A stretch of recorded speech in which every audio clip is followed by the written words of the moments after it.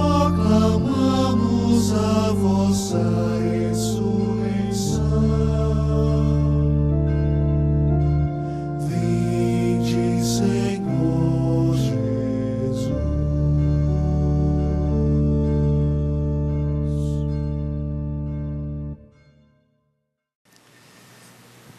Sempre no primeiro domingo da Quaresma somos convidados a relembrar Jesus que é tentado no deserto, vence o mal e nos convida a caminhar com Ele para que também o vençamos. Em São Mateus e em São Lucas, os textos são muito próximos.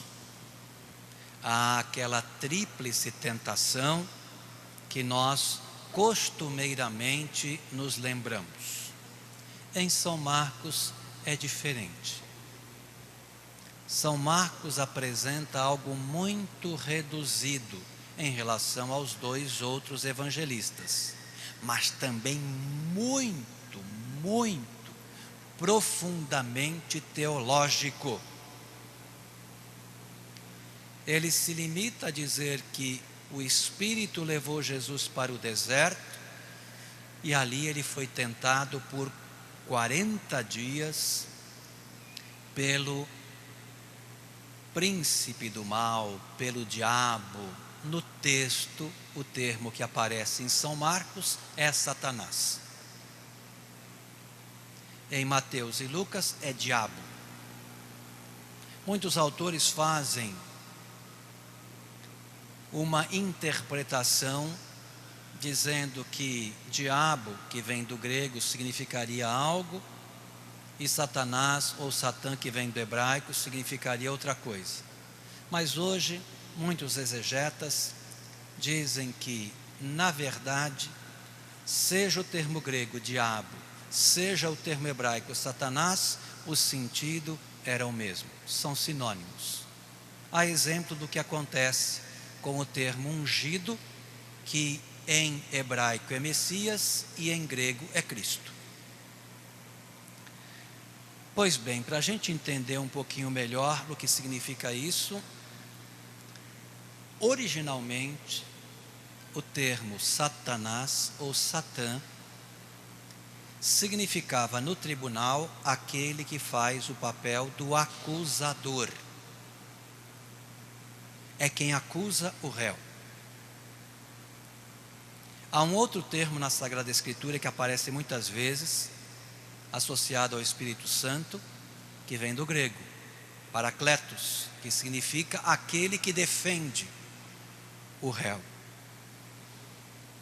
A Sagrada Escritura apresenta Satanás ou Satã, primeiro como alguém que faz parte da corte celeste, e que muitas vezes prova os seres humanos na sua fidelidade a Deus. Mais tarde, no tempo de Jesus, o termo Satanás ou Satã passou a significar um espírito que se revolta contra Deus, se afasta do seu projeto e tenta afastar os seres humanos também. E é nesse sentido que o termo é utilizado no texto. Portanto, Satã ou Satanás é aquele que se colocou contrário ao projeto de Deus e quer impedir que os seres humanos façam parte dele. Essa ação do mal acontece no deserto. O deserto, na Sagrada Escritura, é o grande lugar teológico do encontro com Deus.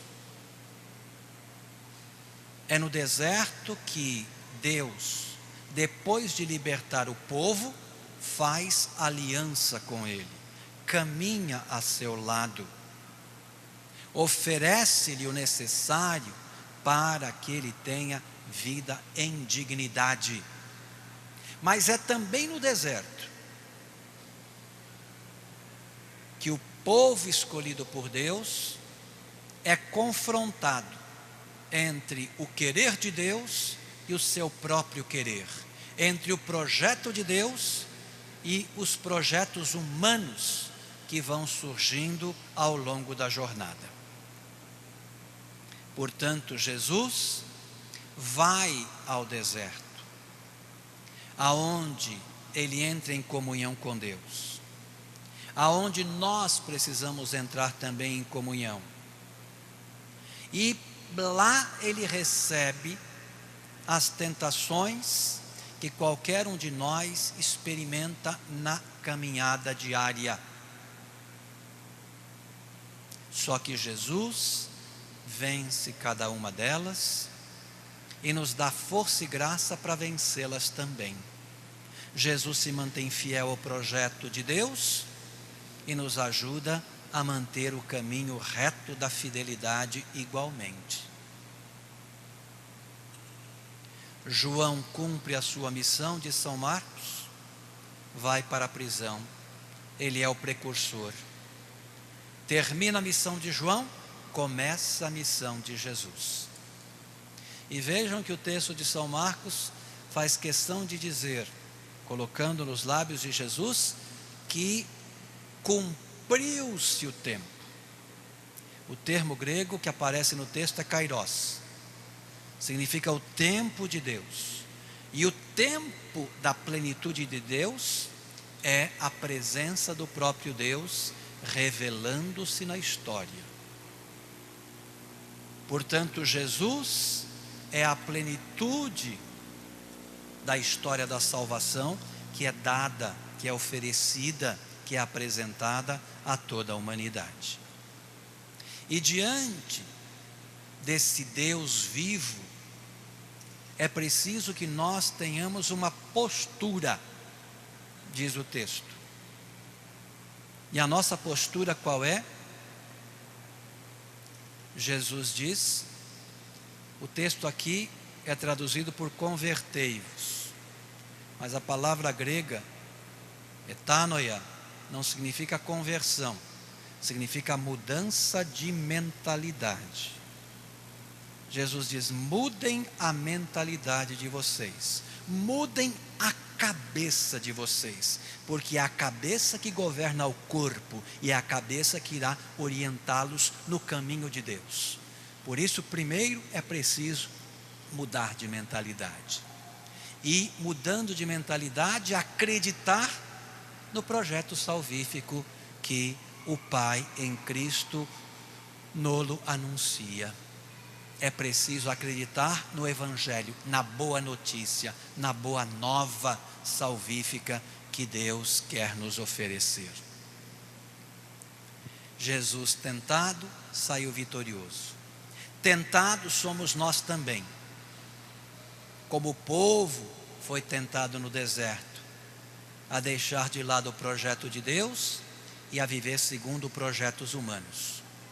Hoje, a pergunta que nos é dirigida, diante de tantas opções que nos são oferecidas, que vão contra a proposta de Deus, estamos nos deixando seduzir por essas vias alternativas, ou estamos com a graça do Cristo Redentor, nos mantendo fiéis ao projeto de amor e salvação que nos é oferecido? Se nós tropeçamos, se nós caímos, se nós nos desviamos, sempre temos um Deus que é Pai de coração generoso, que nos acolhe novamente, que nos fortalece e nos coloca no rumo certo. Mas é preciso que nós tenhamos consciência do erro e é preciso que queiramos voltar a Ele. Então vamos pedir a esse Deus de amor que Jesus revela a toda a humanidade, que Ele nos dê a graça de mudar a nossa mentalidade, para que nós mudemos o nosso coração e sejamos cada vez mais fiéis à proposta que o Deus de amor que é Pai nos oferece, dizendo sim a Ele, dizendo sim à luta contra as tentações que são os modelos alternativos que contradizem o seu projeto. Vamos ficar em pé, por favor, e nesse Deus de amor e amor para com todos, professar nossa fé.